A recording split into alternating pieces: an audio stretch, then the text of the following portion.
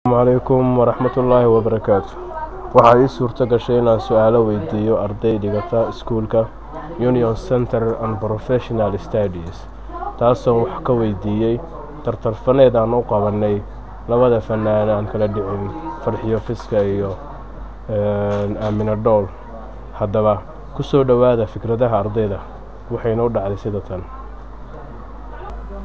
horta aad u mahadsan tahay. aniga waxaan aad u taageeraa heesaha Aamina Dhool sababtoo ah aniga waxaan qof aad u fahmo ayada codkeeda heesaha sida u kala dhigto qaabka ay heesaha u qaado sidaas oo dhan ayaan ku jeclahay oo aan ku taageeraa sida qaas ahaan heesteeda u ilmeeyay ay leedahay ayaa aad ii soo jiidatay sidaas ayaan ku taageeraa. ma aha inaan leeyahay Farxiyo Fiska codkeeda waa xun yahay laakiin qof walba qof ayuu taageeraa. anigana waxaan taageeraa Aamina Dhool oo aad u jeclahay.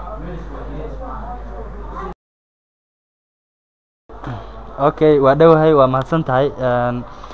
haddii aan ka hadlo barnaamijkan bandhig faneedka ah oo u dhaxeeya labadan fanaan ama tartarkan loo qabanayo maantayto anigu waxaan support gareynayaa Farxiyo Fiska. qaabka aan ku support gareynayana waxa uu yahay runtii aad waxaan u taageersanaa ama uga helaa qaabka ay codkeeda ama markii ay heesayso kaleeto waxyaalo badan baan aad iyo aad baan u understand gareeyaa ama u support gareeyaa.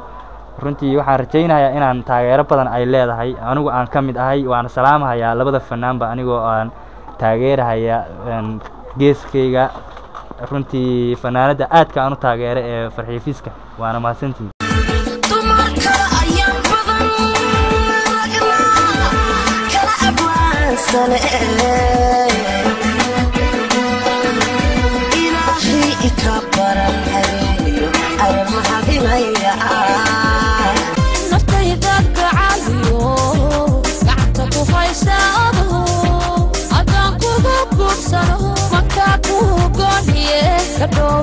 Garo nabad